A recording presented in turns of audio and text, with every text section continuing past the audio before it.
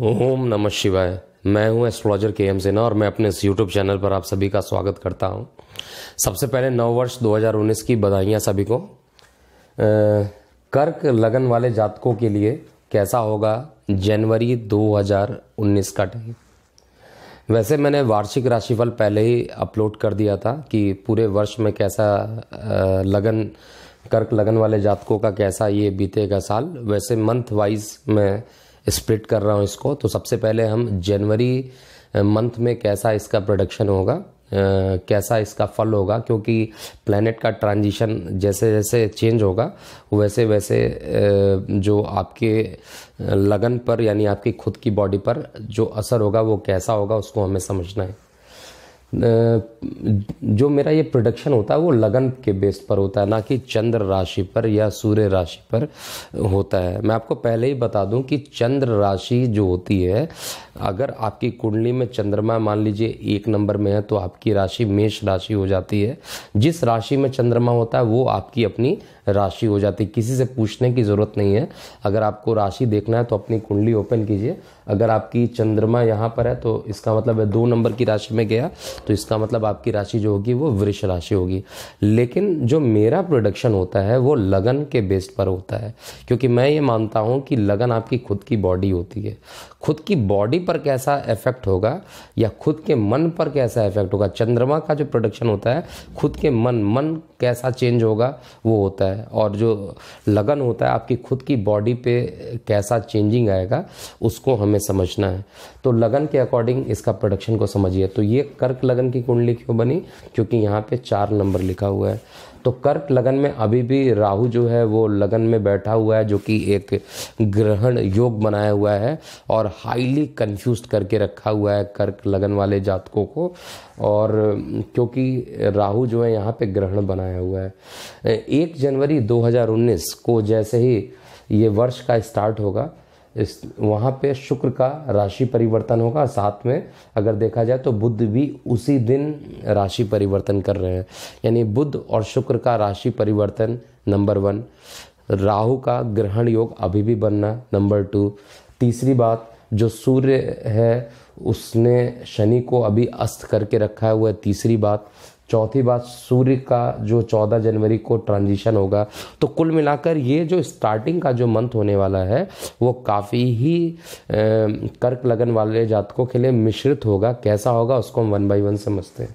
सबसे पहले हम शुक्र का राशि परिवर्तन देखते हैं। देखिए, इस कर्क लगन में शुक्र को 2 अच्छे डिपार्टमेंट मिले हैं। एक तो आपको सुख साधन यानी माता का स्थान, सुख साधन का स्थान, भूमि वाहन मकान का स्थान और साथ में इनकम का स्थान, बड़े भाई का स्थान, ये दोनों ही अच्छे डिपार्टमेंट को शुक्र को ये स्थान मिला है। और अभी 1 जनवरी से पहले पहले ये खुद सुख के स्थान पे था।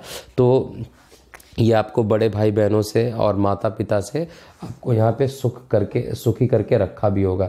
लेकिन अगर हम देखते हैं यहाँ पे शुक्र का जैसे ही ट्रांजिशन 5वें स्थान पे चला जाएगा और वहाँ पर 2 गुरुओं का मिलन होगा। एक तो देव गुरु बृहस्पति यहाँ ऑलरेडी हैं और दैत्याचार्य गुरु शुक्र भी यहाँ पर है।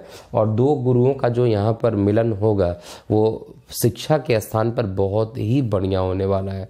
अब आप शिक्षा में ऐसा डेप्थ में स्टडी करने वाले हैं कि अगर आपने सोच रखा है कि आपको कुछ लाइफ में शिक्षा के बल पे करना है तो निश्चित रूप से आप उसको इस ट्रांजिशन पीरियड में आप बहुत ही अच्छा कर पाएंगे। गुरु नवंबर तक रहेंगे इस राशि में। नवंबर के बाद ये राशि परिवर्तन करेंगे। थोड़े टाइम के लिए ज़रूर ये धनु राशि में जाएंगे, फिर ये वापस वक्री होकर अपने घर में चले जाएंगे। तो गुरु और शुक्र 1 जनवरी से लेके 31 जनवरी तक का जो टाइम होगा उसमें गुरु शुक्र का जो कॉम्बिनेशन है यहाँ पर आपके प्रेम प्रसंग को बढ़ा सकता है, लेकिन साथ में आपके शिक्षा को भी बढ़ाएगा। आपके संतान से रिलेटेड पॉजिटिव न्यूज़ आपको मिलेगी। आपकी संतान की शिक्षा अच्छी हो सकती है और आपको पेट से रिलेटेड कोई भी प्रॉब्लम यहाँ पर नहीं होने देगा।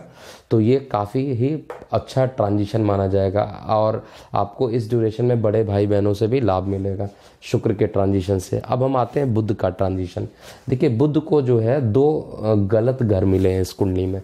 एक तो बुध को व्यय का स्थान मिला हुआ है, यानी जितनी भी बाहरी चीज़ों की बात हम लोग करते हैं, और दूसरा एक व्यर्थ का मेहनत, पराक्रम, छोटे भाई, ये सारी चीज़ भी जो है बुध को पोजीशन मिला हुआ, गवर्नमेंट मिला हुआ है। तो यहाँ पर हम देखें बुध जो है 1 जनवरी को ही राशि परिवर्तन करके ये रोग ऋण दुर्घटना वाले स्थान पे जाके बैठ जाएगा, जो कि एक गलत घर है। और साथ में सूर्य भी यहाँ पर रहेगा। सूर्य जब तक यहाँ पर है तब तक बुध यहाँ पर निगेटिव फल नहीं कर पाएगा, क्योंकि सूर्य जो है यहाँ पर रोग ऋण शत्रु सबको खत्म कर देगा। और 14 जनवरी को जब सूर्य मकर राशि में प्रवेश करेगा तब जाकर बुध थोड़ा थोड़ा अपना प्रभाव दिखाएगा।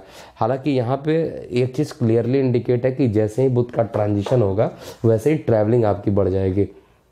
तो अगर आप न्यू ईयर में ट्रैवलिंग करने का सोच रहे हैं तो यहाँ पे आपको ट्रैवलिंग ज़रूर करने को मिलेगा, लेकिन ये जो ट्रैवलिंग होगी वो आपके शिक्षा से रिलेटेड ट्रैवलिंग मुझे दिखाई दे रही है। तो या छोटे भाई बहनों के साथ आप ट्रैवलिंग करने के लिए जा सकते हैं।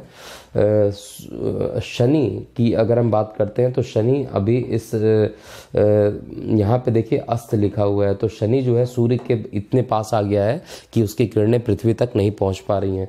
इसलिए शनि जो है आपके ये वैवाहिक स्थान का, और आपके 11 नंबर की बात किया जाए तो यहाँ पर 11 नंबर, तो यहाँ पे 10 और 11 इन दोनों हाउस का स्वामी होकर ये दोनों हाउस को डीएक्टिवेट कर दिया।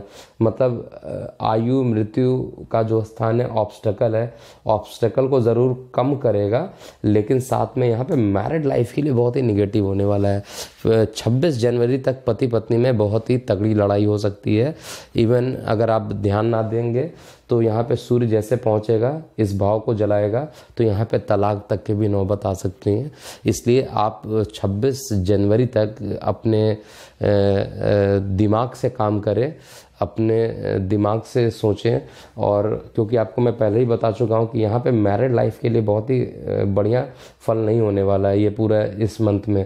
आपकी पत्नी को बहुत ज़्यादा कष्ट हो सकता है, आपकी पत्नी को इतने ज़्यादा कष्ट हो सकते हैं। और साथ में उससे रिलेटेड जो मैं चीज़ें देख रहा हूँ, अस्पताल से रिलेटेड पत्नी पर व्यय भी मुझे यहाँ पर दिखाई दे रहा है। तो यहाँ पर ओवरऑल पत्नी को बहुत कष्ट मिलेगा और इस कारण आपका पारिवारिक जीवन भी थोड़ा सा परेशानी पूर्वक रहेगा। तो 26 जनवरी तक थोड़ा अवॉइड कीजिए और कोशिश कीजिए कि परिवार में सुख बना कर रखें। और मंगल की प्लेसमेंट देखते हैं। मंगल अभी त्रिकोण में बैठा हुआ है, त्रिकोण का स्वामी होकर त्रिकोण में बैठा हुआ है। ये जो कॉम्बिनेशन बना हुआ है वो निश्चित रूप से, मतलब 500% मैं ये कह सकता हूँ कि निश्चित रूप से आपका भाग्य अब साथ देने वाला है। 15 जनवरी, 26 जनवरी, यानी जनवरी के लास्ट तक, या क्योंकि अभी जो राशि परिवर्तन हुआ था उसमें मंगल को डिग्री नहीं मिल पाया था, डिग्री वाइज जो बल होता है वो अभी मिल नहीं पाया था, लेकिन अब धीरे धीरे इसकी डिग्री बढ़ते जा रही है। और जैसे ही अपने युवा अवस्था में पहुंच जाएगा, लगभग 10 डिग्री से ऊपर होना स्टार्ट हो जाएगा, वैसे ही मंगल यहाँ पे अकस्मात आपको ऐसा हो जाएगा कि लोग आपकी टैलेंट की बातें करेंगे और आप को जितने भी प्रॉब्लम हुए हैं वो सारे प्रॉब्लम्स यहाँ पर रिजॉल्व होगा और आपके पिता का बहुत ज़्यादा यहाँ पे सपोर्ट मिलेगा। आप धर्म को मानने वाले हो जाएंगे। छोटी मोटी यात्राएं तो करा रहा है, बुध भी करा रहा है, मंगल भी यहाँ पे करा रहा है। और शिक्षा का ज़बरदस्त यहाँ पे सहयोग मिलेगा। हालांकि यहाँ पे प्रेम संबंध भी बन रहा है। और तो ओवरऑल देखा जाए तो कर्क लगन वाले जातकों के लिए अभी तक का जो टाइम है वो बहुत ही बेटर होने वाला है। एक बस बात, अगर शनि की बात किया जाए, आपको इस समय शनि देव की आराधना ज़रूर करनी चाहिए, जिससे कि आपकी पत्नी को जो प्रॉब्लम हो रहा है या आपकी पार्टनरशिप में अगर कोई लड़ाई हुई है तो वो सारी लड़ाइयाँ वो ख़त्म हो जाएंगी। तो 26 जनवरी तक वैसे भी आपको वेट करना चाहिए। तो मैं उम्मीद करता हूं कि वर्ष 2019 आप सभी के लिए मंगलमय हो। मैं हूं एस्ट्रोलॉजर के